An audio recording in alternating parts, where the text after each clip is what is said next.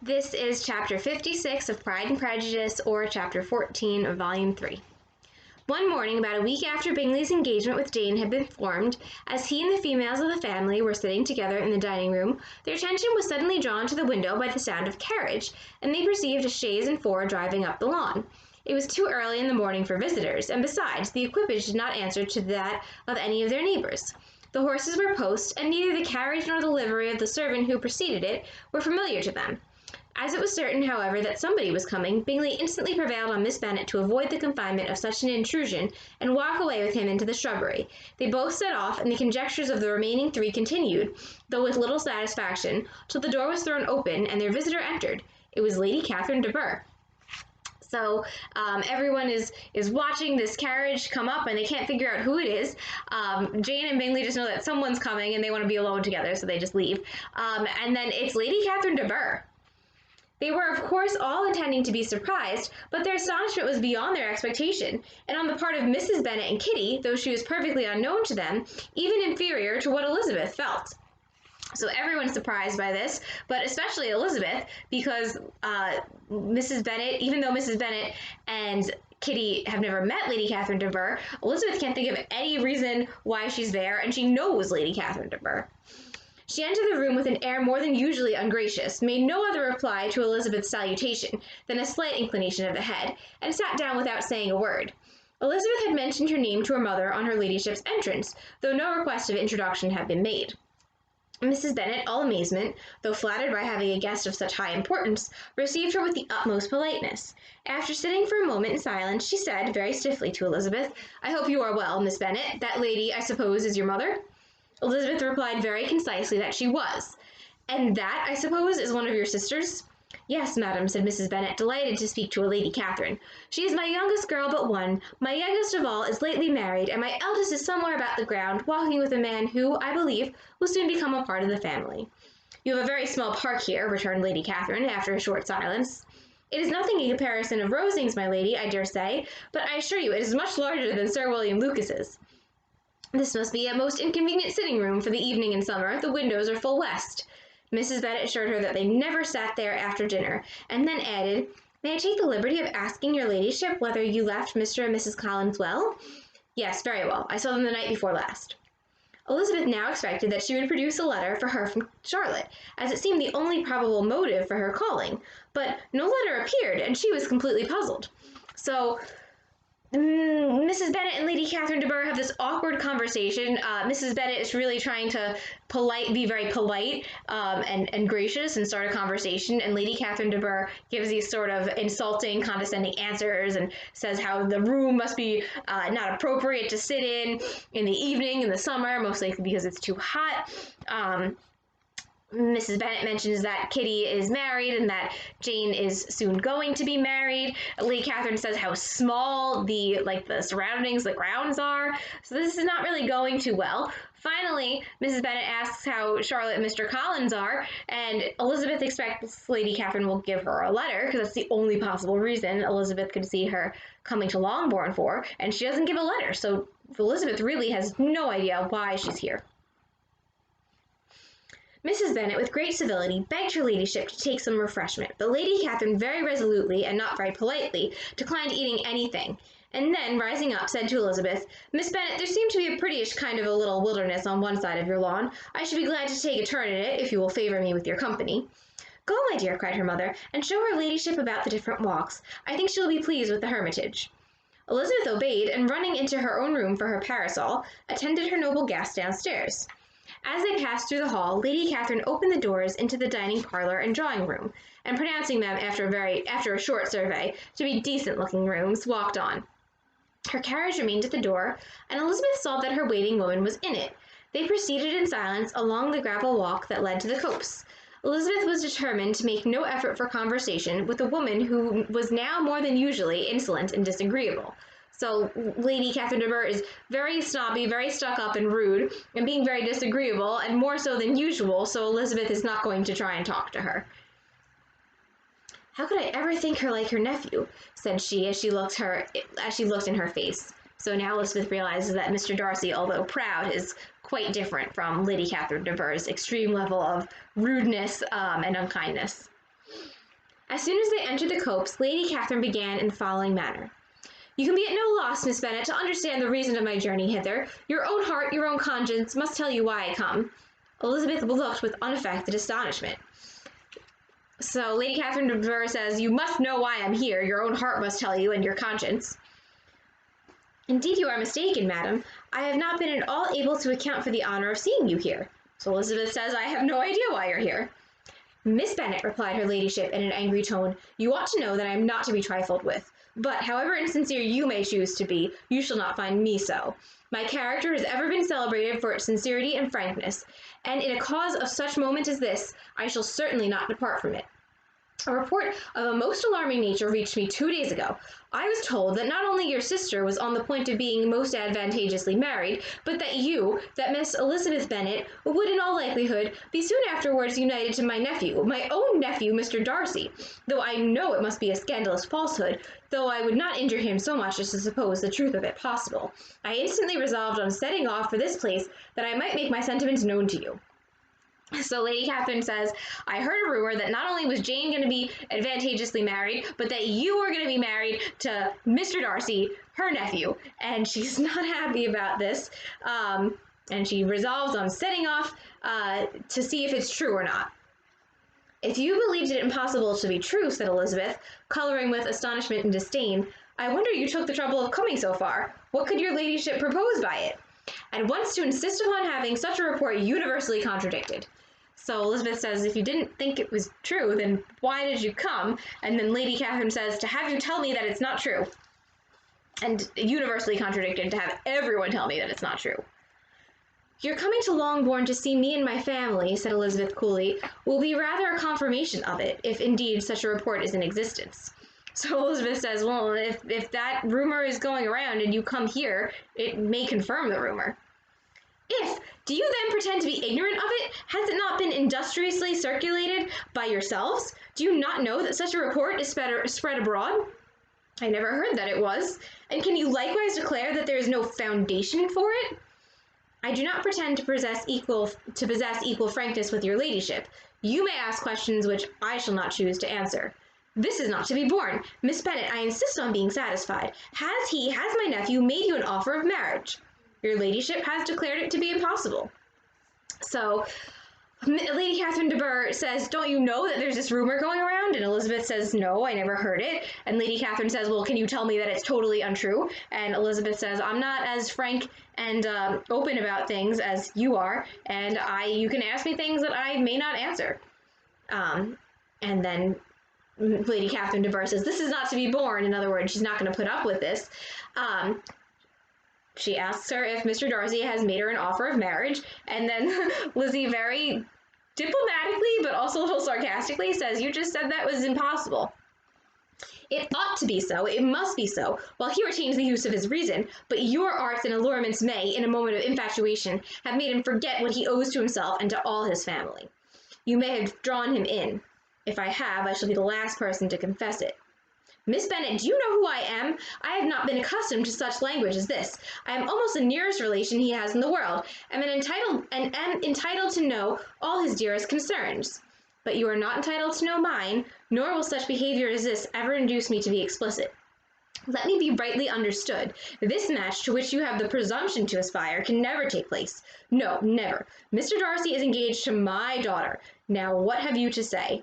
Only this, that if he is so, you can have no reason to suppose he will make an offer to me. So this is getting pretty heated, at least on Lady Catherine de Bourgh's side. Elizabeth is maintaining her cool and her calm through this. So Lady Catherine de Bourgh says, oh, you may have drawn him in, you may have, made Mr. Darcy propose to you. Elizabeth's and Lady Catherine de Bourgh says that she's to be respected, and that she's a close relative of Mr. Darcy's, and so she's entitled to know his concerns, and Elizabeth says, you're not entitled to know my concerns. And then Lady Catherine de Bourgh says that Mr. Darcy is engaged to her daughter, and then Elizabeth says, well, if that's true, then why are you coming here to see me? Then it would be not possible for Mr. Darcy to have proposed to me. Lady Catherine hesitated for a moment, and then replied, The engagement between them is of a peculiar kind. From their infancy, they have been intended for each other. It was the favorite wish of his mother as well as of hers. While in their cradles we planned the union, and now, at the moment when the wishes of both sisters would be accomplished and their marriage to be prevented by a young woman of inferior birth, of no importance in the world, and wholly unallied to the family, do you pay no regard to the wishes of his friends, to his tacit engagement with Miss de Burgh? Are you lost to every feeling of propriety and delicacy? Have you not heard me say that from his earliest hours he was destined for his cousin? Yes, and I had heard it before, but what is that to me? If there is no other objection to my marrying your nephew, I shall certainly not be kept from it by knowing that his mother and aunt wished him to marry Miss de Burgh. You both did as much as you could in planning the marriage. Its completion depended on others. If Mr. Darcy is neither by honor nor inclination confined to his cousin, why is he not to make another choice? And if I am that choice, why may I not accept him? So Elizabeth says, well, that's nice that you and Mr. Darcy's mother wanted Mr. Darcy to marry his cousin, Miss de Burgh, but that can't determine the matter if it wasn't a promise that he made, and if he doesn't like his cousin genuinely, then why can't he ask Elizabeth to marry him, and why can't Elizabeth say yes? Because honor, decorum, prudence, nay, interest forbid it. Yes, Miss Bennet, interest. For do not expect to be noticed by his family or friends if you wilfully act against the inclinations of all. You will be censured, slighted, and despised by everyone connected with him. Your alliance will be a disgrace. Your name will never even be mentioned by any of us. These are heavy misfortunes, replied Elizabeth, but the wife of Mr. Darcy must have such extraordinary sources of happiness necessarily attached to her situation that she could, upon the whole, have no cause to repine. So Lady Catherine de Burgh says, if you marry him, don't expect anyone to acknowledge you because you're going against all of our wishes. And Elizabeth says, well, that would be sad, but the wife of Mr. Darcy would have many other reasons to be very, very happy and would not, on the whole, overall, would it make her repine or feel sad, regret what she's done. Obstinate, headstrong girl, I am ashamed of you. Is this your gratitude for my attentions to you last spring? Is nothing due to me on that score? Let us sit down. You are to understand, Miss Bennet, that I came here with the determined resolution of carrying my purpose, nor will I be dissuaded from it. I have not been used to submit to any person's whims. I have not been in the habit of brooking disappointment. That will make your ladyship's situation at present more pitiable, but it will have no effect on me. So, just notice that if you're reading this, that there's no end quote between the two paragraphs where Lady Catherine de Burgh is speaking. So she starts with obstinate, headstrong girl, and then there's another couple sentences, is nothing due to me on that score, and then let us sit down. After is nothing due to me on that score, we have no closed quote. So it's two paragraphs of Lady Catherine de Burgh speaking. She makes Elizabeth sit down with her and says that she's going to convince Elizabeth of her point. She's not going to be dissuaded from her purpose. And she also says that she has not been in the habit of being disappointed. And then Elizabeth says, well, that's going to make your situation a little bit more to be pitied, but that's not going to affect my choices. And Elizabeth is being very bold in speaking to someone of Lady Catherine de Burgh's rank and status. But notice that although Elizabeth is bold, she's not rising to that same sort of anger and intensity that we can see in Lady Catherine de Burgh's statements. She's using very strong language, and Elizabeth is using very tempered language. So just notice that difference between their two word choices and their syntax and also even the punctuation. Lady Catherine de Burgh speaks with quite a few exclamation points, and Elizabeth does not. I will not be interrupted. Hear me in silence. My daughter and my nephew are formed for each other. They are descended on the maternal side from the same noble line, and on the father's from respectable, honorable, and ancient though untitled families. Their fortune on both sides is splendid. They are destined for each other by the voice of every member of their respective houses. And what is to divide them? The upstart pretensions of a young woman without family connections or fortune. Is this to be endured? But it must not, shall not be. If you were sensible of your own good, you would not wish to quit the sphere in which you have been brought up. In marrying your nephew, I should not consider myself as quitting that sphere. He is a gentleman, I am a gentleman's daughter. So far, we are equal. True, you are a gentleman's daughter, but who is your mother? Who are your uncles and aunts? Do not imagine me ignorant of their condition. Whatever my connections may be, said Elizabeth, if your nephew does not object to them, they can be nothing to you. Tell me, once for all, are you engaged to him? Though Elizabeth would not, for the mere purpose of obliging Lady Catherine, have answered this question, she could not but say, after a moment's deliberation, "I am not." Lady Catherine seemed pleased. "And will you promise me never to enter into such an engagement?" "I will make no promise of the kind." "Miss Bennet, I am shocked and astonished. I expected to find a more reasonable young woman, but do not deceive yourself into a belief that I will ever recede. I shall not go away till you have given me the assurance I require, and I certainly never shall give it. I am not to be intimidated into anything so wholly unreasonable. Your ladyship wants Mr. Darcy to marry your daughter, but would my giving you the wished-for promise make their marriage at all more probable? Supposing him to be attached to me, would my refusing to accept his hand make him wish to bestow it on his cousin? Allow me to say, Lady Catherine, that the arguments with which you have supported this extraordinary application have been as frivolous as the application was ill-judged. You have widely mistaken my character, if you think I can be worked on by such persuasions as these. How far your nephew might approve of your interference in his affairs, I cannot tell, but you have certainly no right to concern yourself in mine. I must beg, therefore, to be importuned no farther on the subject." So Elizabeth basically says that even if Elizabeth gives Lady Catherine de Bourgh the promise that she'll never be engaged to Mr. Darcy, will that really make Mr. Darcy fall in love with Miss de Bourgh and marry Miss de Bourgh? She says she really has no control over it. And that Lady Catherine is really seriously mistaken her character if she thinks that she can so easily persuade or intimidate Elizabeth into making a choice that she doesn't want to make. "Not so hasty, if you please. I have by no means done. To all the objections I have already urged, I have still another to add.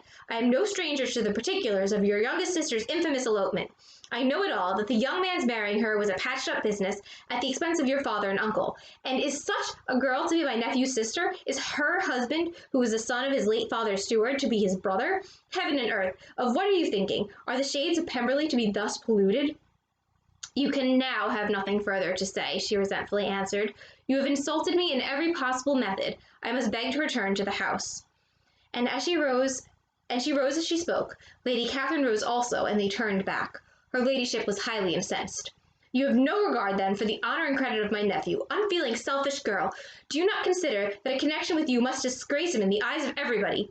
Lady Catherine, I have nothing further to say. You know my sentiments." "You are then resolved to have him?"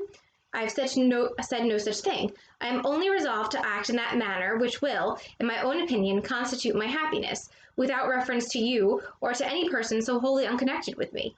"It is well. You refuse, then, to oblige me. You refuse to obey the claims of duty, honor, and gratitude. You are determined to ruin him in the opinion of all his friends, and make him the contempt of the world." "Neither duty, nor honor, nor gratitude," replied Elizabeth, "has any possible claim on me in the present instance. No principle of either will be violated by my marriage with Mr. Darcy. And with regard to the resentment of his family, or the indignation of the world, if the former were excited by his marrying me, it would not give me one moment's concern, and the world in general would have too much sense to join in the scorn."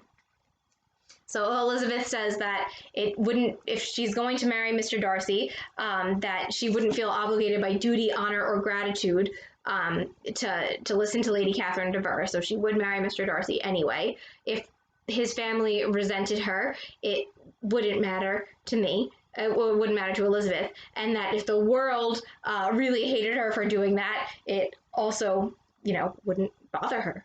And she thinks that the world would have too much sense to join in the scorn so that the world would not hate her for marrying Mr. Darcy. "And is this your real opinion? This is your final resolve? Very well. I shall now know how to act. Do not imagine, Miss Bennet, that your ambition will ever be gratified. I came to try you. I hope to find you reasonable, but depend upon it, I will carry my point."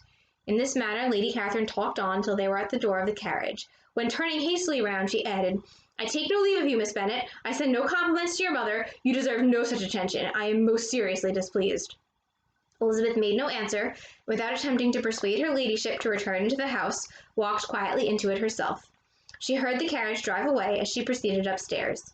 Her mother impatiently met her at the door of the dressing-room to ask why Lady Catherine would not come in again and rest herself. She did not choose it, said her daughter. She would go. She's a very fine-looking woman, and her calling here was prodigiously civil, for she only came, I suppose, to tell us the Collinses were well. She is on her road somewhere, I dare say, and so passing through Meryton, thought she might as well call on you. I suppose she had nothing particular to say to you, Lizzie." Elizabeth was forced to give into a little falsehood here, for to acknowledge the substance of their conversation was impossible.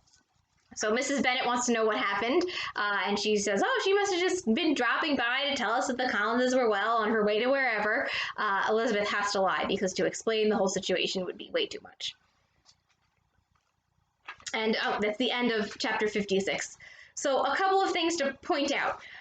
Some higher class people, like Lady Catherine de Bourgh, would kind of have this idea that people's blood and family connections were extremely important, to the point where families should marry within that family. So what Lady Catherine de Bourgh is saying for Regency England wasn't too far out of the norm, although it was at that time starting to be considered maybe not the best thing if cousins marry.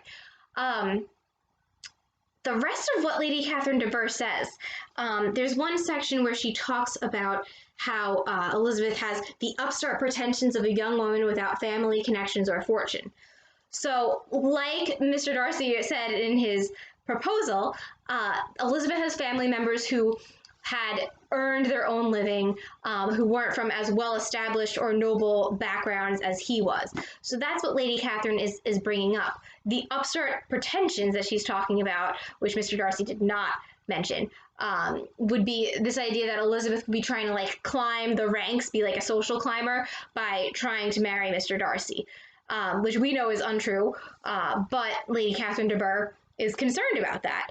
The fact that despite Lady Catherine de Bourgh's wealth, social status, and noble status, Elizabeth still stands up to her is quite remarkable for Regency England. This was not something that was done, to stand your ground in the face of someone considered higher up than you, asking you to do something or threatening you to do something even. So the fact that Elizabeth is very calmly but firmly stating her point of view is quite remarkable and unprecedented.